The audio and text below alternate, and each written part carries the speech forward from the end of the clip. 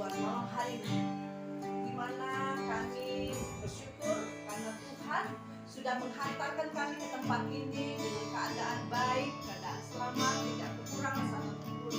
Kami ucap syukur karena Tuhan masih memberikan kami nafas kesehatan, masih kami boleh menikmati kebaikan dan anugerah Tuhan yang selalu baru setiap hari dalam hidup kami. Dan malam hari ini Tuhan, kami ingin menikmati kebaikan Tuhan terus, dan kami ingin menaikkan syukur kami ingin menaikkan pujian kami kepadamu.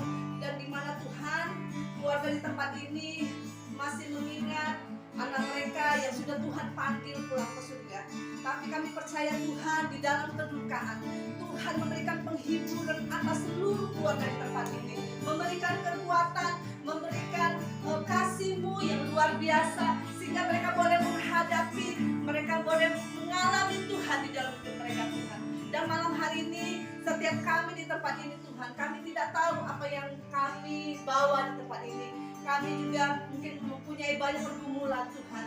Kami percaya Tuhan, saat kami mengangkat tangan kami, saat kami menaikkan syukur kami, saat kami menaikkan pujian kami, di situ Tuhan bekerja, di situ Tuhan melepaskan kami, di situ Tuhan memulihkan keadaan kami. Kami datang tidak seperti kami kembali Tuhan, tapi kami akan mengalami kebebasan, kami akan mengalami pemulihan. Bahkan kami yang sakit Tuhan sembuhkan di dalam nama Yesus.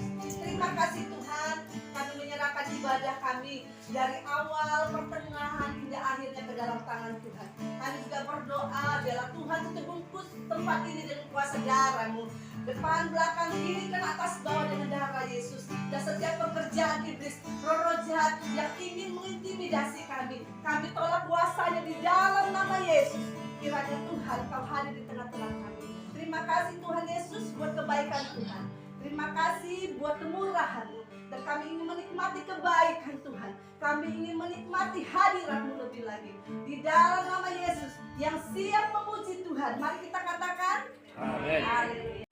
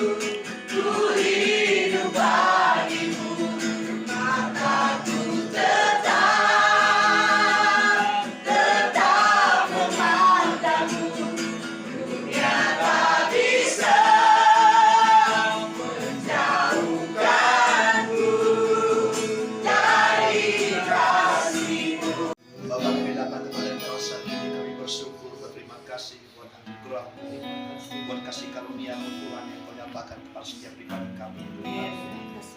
Kami sadar Tuhan, kami hidup oleh karena Tuhan. Kami ada itu semua karena Tuhan. Karena Tuhan memberikan napas hidup kepada kami.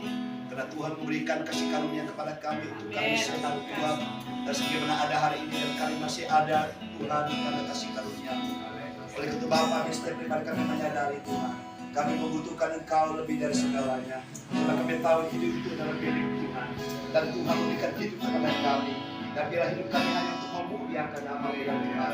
Malam hari ini Tuhan, kami ada tempat dikeluarkan di tempat ini, di mana 40 hari yang lalu Tuhan, saudara kekasih kami, anak yang kami kasihi, dia sudah dipanggil oleh Kau sendiri. Tuhan, kami tahu Tuhan, secara manusia mungkin kami kehilangan orang tuanya, mama dan papanya dan nenek dan kakinya Tuhan, yang keluarga besarnya Tuhan. Tapi kami tahu Tuhan, Tuhan punya rancangan yang indah, Tuhan punya rancangan yang luar biasa bagi kami. Dan hidup kami adalah misteri ya Tuhan. Oleh itu Bapa, bila Engkau mengajarkan kami untuk kami menghitung hari-hari kami, sehingga kami beroleh hati yang bijaksana, dan kami boleh menggunakan waktu yang ada ini hanya untuk menyembah Tuhan, hanya untuk mengasihi Tuhan, hanya untuk melayani Tuhan, hanya hidup dan perkenan daripada Tuhan. Oleh itu Bapa, saat ini Tuhan, kebuka hati dan pikiran kami hari ini.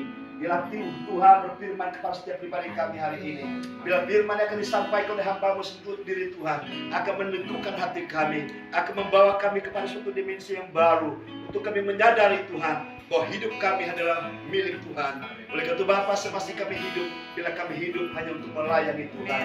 Terima kasih Bapa, kami bersyukur waktu yang indah ini, hanya di dalam nama Tuhan Yesus Kristus Allah kami yang hidup, kami berdoa dan bersyukur. Mari kita semua diberkati Tuhan, katakan amin. Semua kita datang ke tempat ini, kita bersama-sama berdoa. Tentunya dengan kehadiran kita di tempat ini bisa memberikan sesuatu yang baik kepada keluarga di tempat ini, sehingga tetap bersukacita, tetap punya pengharapan di dalam Tuhan. Sebab apapun yang terjadi di tempat kita, kita tahu itu adalah misteri saudara Bapak Ibu. Kita nggak tahu apa yang akan terjadi ke depan. Jangankan satu menit ke depan kita nggak tahu apa yang terjadi. Tapi satu hal kita percaya bahwa orang yang percaya kepada Tuhan, dia punya pengharapan.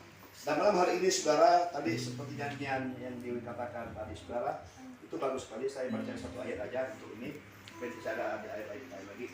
Seperti nyanyian bagus tadi saudara, dikatakan di dalam Roma 14 ayat 7 9. Ini firman Tuhan saya sampaikan kemarin untuk penghiburan dari istrinya Pak Damin. Saya dapat ayat itu bagus sekali.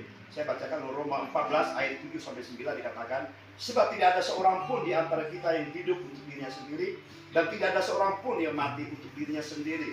Sebab jika kita hidup untuk Tuhan, dan jika kita mati untuk Tuhan. Jadi baik hidup atau mati, kita adalah milik Tuhan. Ayat 9, sebab untuk itulah Kristus telah mati dan hidup kembali, supaya ia menjadi Tuhan baik atas orang-orang mati maupun atas orang-orang hidup. Nah, jadi saudara Bapak Ibu, kita bukan dalam 2 Samuel 12 ayat yang ke-16. 2 Samuel 12 ayat 16 saya bacakan untuk kita semua.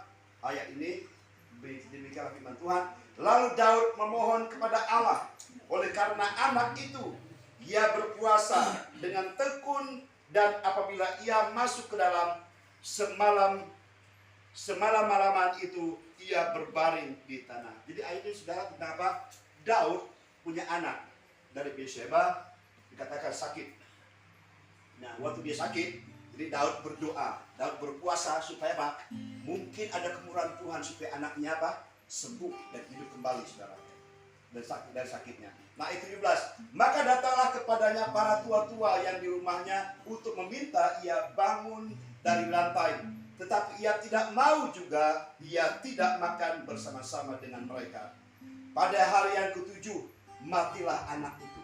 Berarti hari ke-7 anaknya meninggal.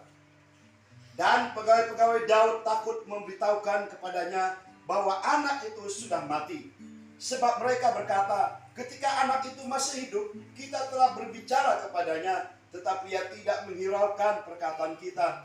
Bagaimana kita dapat mengatakan kepadanya, anak itu sudah mati, jangan-jangan ia mencelakakan diri.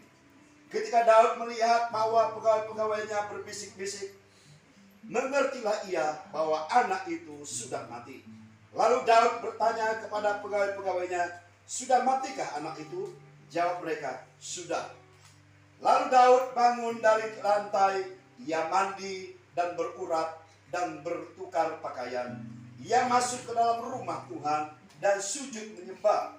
Sesudah itu ia pulang ke rumahnya dan atas permintaannya dihidangkanlah kepadanya roti, lalu ia makan. Berkatalah pegawai-pegawainya kepadanya, "Apakah artinya hal yang kau buat ini?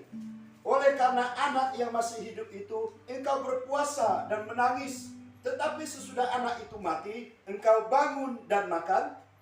Jawabnya, "Selagi anak itu hidup, aku berpuasa dan menangis. Karena pikirku, siapa tahu Tuhan mengasihi aku, sehingga anak itu tetap hidup. Tetapi sekarang ia sudah mati. Mengapa aku harus berpuasa? Dapatkah aku mengembalikannya lagi? Aku yang akan pergi kepadanya, tetapi ia tidak akan kembali kepadaku." Kemudian Daud menghibur hati Berseba, istrinya. Ia menghampiri perempuan itu dan tidur dengan dia, dan perempuan itu melahirkan seorang anak laki-laki. Lalu Daud memberi nama Salomo kepada anak itu. Tuhan mengasihi anak ini, dan dengan perantara Nabi Nathan ia menyuruh menamakan anak itu Yedija, oleh karena Tuhan. Nah, sudah.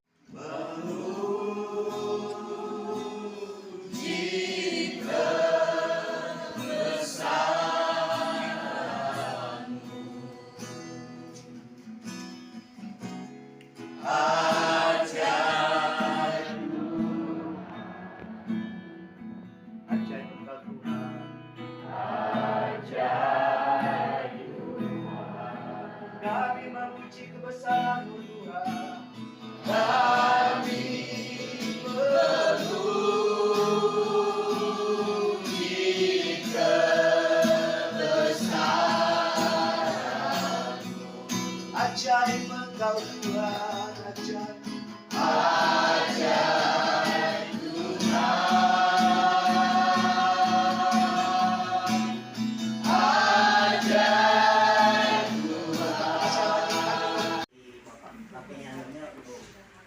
Terima kasih atas firman yang disampaikan kepada kami keluarga sebagai berkat, dan terima kasih untuk kawan-kawan yang hadir 40 hari penghiburan Lionel.